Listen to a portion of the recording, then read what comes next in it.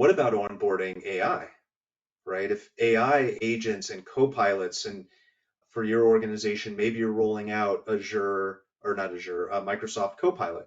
How do you onboard and train and get these co-pilots to actually deliver on the exciting news and buzz that we're seeing and hearing about AI? If you spend enough time and you actually use this technology and attempt to harness these LLMs inside of your enterprise, you're going to find very quickly that they're not as smart as technologists want them to be.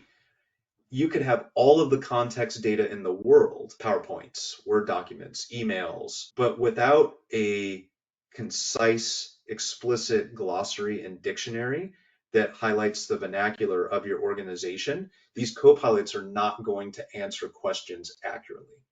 So with that in mind, one of the areas that we're doing a lot of experimentation, that's good. So what we've done is with DataTools Pro, as you saw in the diagram, we've built our own API, and that API allows us to plug and play our metrics glossary in any application. And so what that means is any AI app, bot, agent, copilot, whatever you call it, we potentially can feed with context of what you use from a metrics and tracking perspective as part of the vernacular of your organization. So as an example, I can come in and I can say, okay, give me a list of metrics that I can explore. So what that's doing is it's going to DataTools Pro, it's connecting, and then it's bringing back a list of all the metrics we have at our disposal. Now, I'm going to do a new chat because I don't want to wait.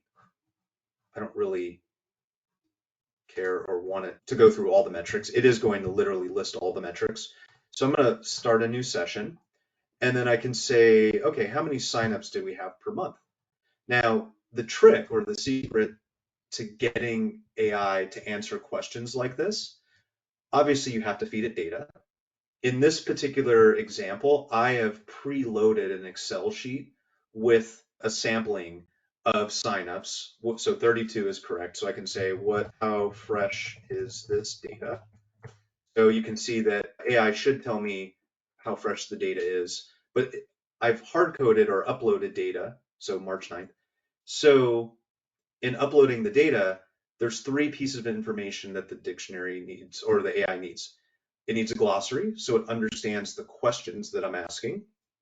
It needs a data dictionary, so that it understands how to translate the questions into queries to then pull the data.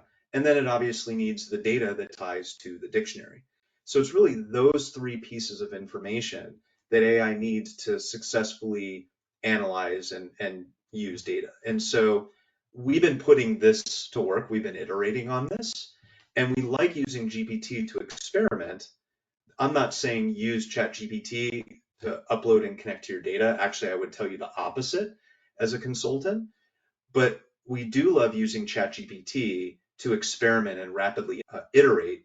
And we've done that with some of our strategic customers where we sit down their leadership, we feed the metric glossary, we feed it a dictionary, and then we've literally had sessions that go 2 hours long where we're starting broad and then digging into the weeds of analysis. And so there's something to that we're really excited. We've seen this work and we're constantly experimenting.